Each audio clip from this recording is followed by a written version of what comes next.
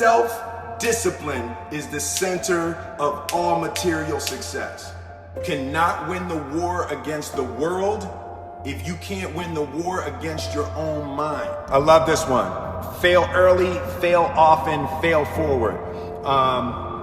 It's always a little bit frustrating to me when people have a negative relationship with failure.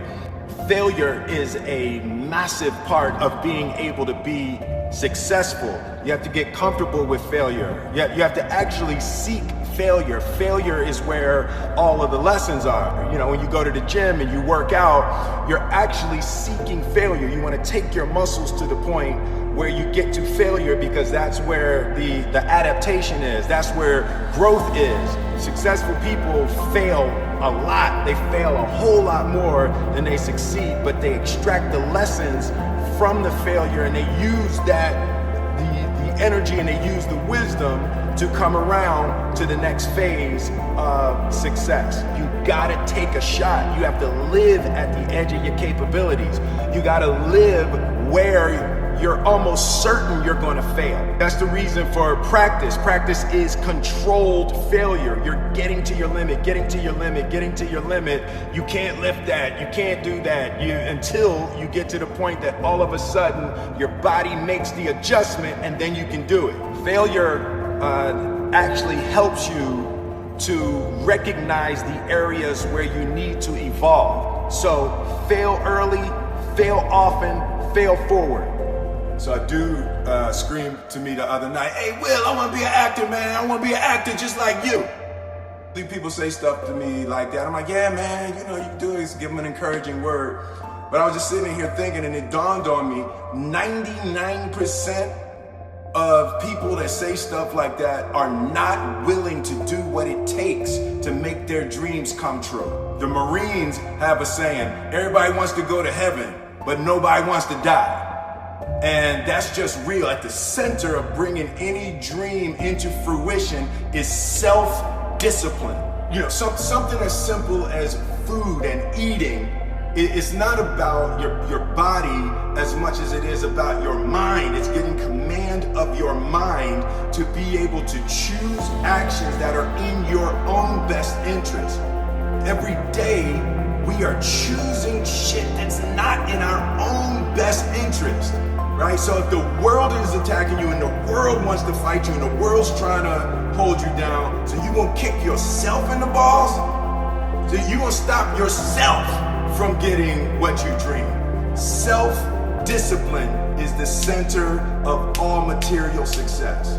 You cannot win the war against the world if you can't win the war against your own mind. The only thing that I can see, you can never really look at yourself. The only thing that I see that is distinctly different about me is I'm not afraid to die on a treadmill. Right? I will run. You would not be outworked. I will not be outworked. Right. Period. You might have more talent than me. You might be smarter than me. You might be sexier than me. You might be all of those things. You got it on me in 9 categories. But if we get on the treadmill together, right, there's 2 things. You're getting off first, or I'm gonna die. It's really that simple, right? So let's go back to the question about what if people block me out. It's gonna be 2 options. I'm gonna get back in, or I'm gonna be dead, right? It's like, you're not going to outwork me. It's such a simple, basic concept. It's the guy who is willing to hustle the most is going to be the guy that just gets that loose ball. He got okay, he got 2. He hustled, grabbed that one. That was going to be out of bounds, but he said back in. It's like the commodity that I see the majority of people who aren't getting the places they want or aren't achieving the things that they want in this business is strictly based on hustle. It's strictly based on being outworked. It's strictly based on missing crucial opportunities. I say all the time, if you stay ready, you ain't got to get ready.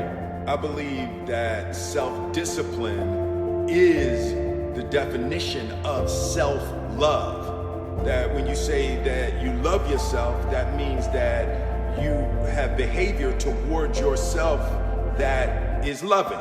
It's like you say to yourself, hey man, look, I know you want to eat that pizza and it'll be really good, but I can't let you eat that, man, because if you eat that pizza, you're gonna feel like shit, and I love you too much to let you eat that.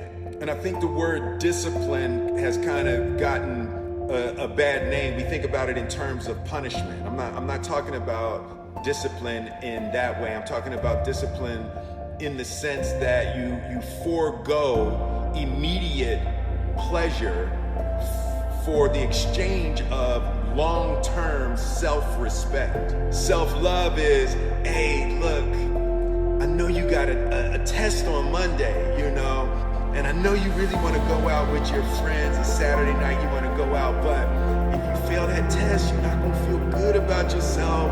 I love you too much to let you go out tonight. Self-discipline is self-love. If you want to be happy, you have to love yourself, which means you have to discipline your behavior.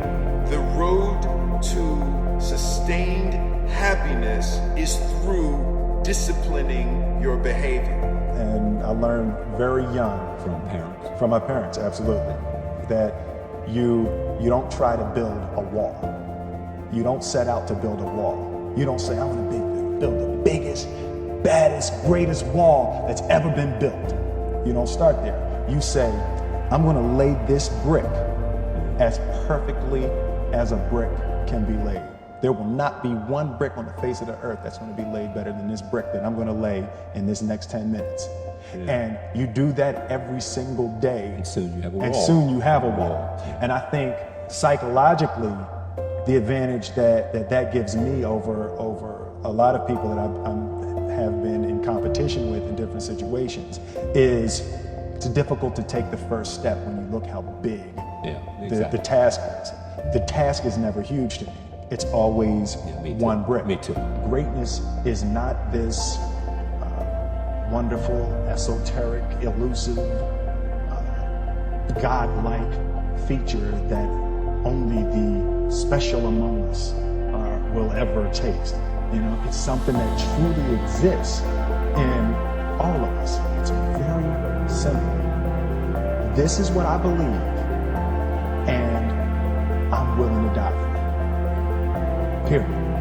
It's that simple. I know who I am, and I know what I believe. I know who I am, I know what I believe. That's all I need to know. And that's all I need to know. So from there, you do what you need to do. And I think what happens is we make the situation more complex than it has to be. Because we're looking for complexity. There's got to be something complex to understand. It can't be that easy. The separation of talent and skill is one of the greatest misunderstood concepts for people who are trying to excel, who have dreams, that want to do things. Talent you have naturally. Skill is only developed by hours and hours and hours of beating on your craft. I've never really viewed myself as particularly talented. Where I excel is ridiculous, sickening work ethic. While the other guy's sleeping, I'm working. While the other guy's eating, I'm working. There's no easy way around it. No matter how talented you are, your talent is going to fail you if you're not skilled. If you don't study, if you don't work really hard and dedicate yourself to being better every single day. If there was one concept that I would suggest to people to take a daily confrontation with, is fear. The problem with fear is that it lies, right? So fear tells you, hey, if you say that to that girl, she's gonna know she has you, and she'll never really be attracted to you if she knows how much you attracted to her. Don't say that, no. How we get her is when she walks by, ignore her. It's like popping on your shoulder. Fear tells you dumb shit like that, right? For me, the daily confrontation with fear has become a real practice for me since about three years ago. I went skydiving in Dubai, right? And skydiving is a really interesting confront with fear, right? So everything's normal. So you fly and you go up to 14,000 feet, and you notice there's a light. It's red and it's yellow and green, right? So right now the light's red. So then you start thinking at some point the light's gonna go green, but you don't know what's gonna happen, right? And you wait and it goes yellow, and the light goes green, and somebody opens the door, and in that moment you realize you've never been in a freaking airplane with the door open. Right? Terror, right? So you go, and then, if you were smart, you sat in the back so you don't go first, right? And then people start going out of the airplane, and you go, and the guy walks you up to the end of the thing, and you're standing and your toes are on the edge and you're looking out down to death. And they say, on 3, and they say, 1, 2, and he pushes you on 2 because people grab on 3, right? Right? And you go, and you fall out of the airplane. And in 1 second, you realize that it's the most blissful experience of your life. You're flying, right? It doesn't feel like falling, right? It's like you actually are kind of held a little bit by the wind, and then you start falling, and there's zero fear. You realize that the point of maximum danger is the point of minimum fear. It's bliss. It's bliss. And you're flying. Right? And you're doing that. And then 20 seconds, 25 seconds, 40 seconds. And you have enough time to just kind of like, oh, shit, that's that building. I like that one. Oh, you can see the ocean. Right? You start doing all of that. And the lesson for me was, why were you scared in your bed the night before? What do you need that fear for? Just don't go. Why are you scared in your bed 16 hours before you jump? Why are you scared in the car? Why could you not enjoy breakfast? What did you need that? The fear is fear of what? You're nowhere even near the airplane. Everything up to the stepping out, there's actually no reason to be scared. It only just ruins your day. You don't have to jump. And then in that moment, all of a sudden, where you should be terrified is the most blissful experience of your life. And God placed the best things in life on the other side of terror. On the other side of your maximum fear are all of the best things in life.